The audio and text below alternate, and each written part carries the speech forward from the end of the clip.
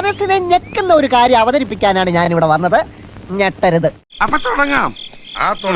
പിന്നെ ഒരു കാര്യം ഉണ്ടടാ, സുധിച്ചേട്ടനെ പോലെ ഒരു വലിയൊരു കലാകാരന്റെ കൂടെ എനിക്കിങ്ങനെ അബദ്ധം പറ്റാറേ ഇല്ല. ഇത് അബദ്ധമല്ല മോളെ, ദൈവത്തിന്റെ ഒരു കമ്പിയില്ല കമ്പി സന്ദേശമാണ്. മുല്ലപ്പൂമ്പടി ഏറ്റുകിടക്കും കല്ലിനുമുണ്ട് സൗരഭ്യം എന്നൊക്കെ കേട്ടിട്ടുണ്ട്. സോ നമുക്കറിയാലോ, അദ്ദേഹത്തിന്റെ കൂടെ ഈ ഒരു 5 വർഷം ചുരുങ്ങി 6 വർഷം ആയിട്ടില്ലായിരുന്നു. ശരിയാണോ സാർ? എനിക്കറിയാം. അപ്പൊ അദ്ദേഹത്തിന്റെ കൂടെ അദ്ദേഹത്തിന്റെ ഓരോ കാര്യങ്ങളും നമ്മൾ കണ്ടും കേട്ടും ഒക്കെ വളർന്ന് കൂടെ ജീവിച്ചതാണ്. ഒറിജിനൽ ആണെന്ന് പറയില്ലടാ, അത്രക്ക് ആർട്ടിഫിഷ്യൽ ആയിട്ട്.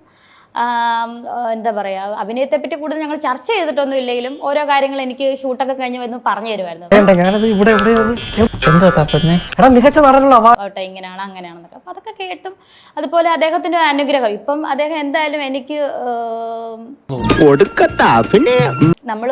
ഹസ്ബൻഡിനെ നമ്മൾ ബഹുമാനിക്കുന്നു. ഇപ്പം അദ്ദേഹം എന്നെ വിട്ട് പിരിഞ്ഞപ്പോ നമുക്കൊരു ദൈവതുല്യം എന്ന് പറഞ്ഞാൽ അങ്ങനെ തന്നെയാണ്. കാരണം എനിക്ക് വേറെ തൊഴിലൊന്നും അറിയില്ല. എല്ലാവർക്കും സന്തോഷമായല്ലോ. എനിക്ക് സന്തോഷമായി. എല്ലാവർക്കും പിരിഞ്ഞു പോവാം. ഞാൻ പോകുന്നു. Bye bye.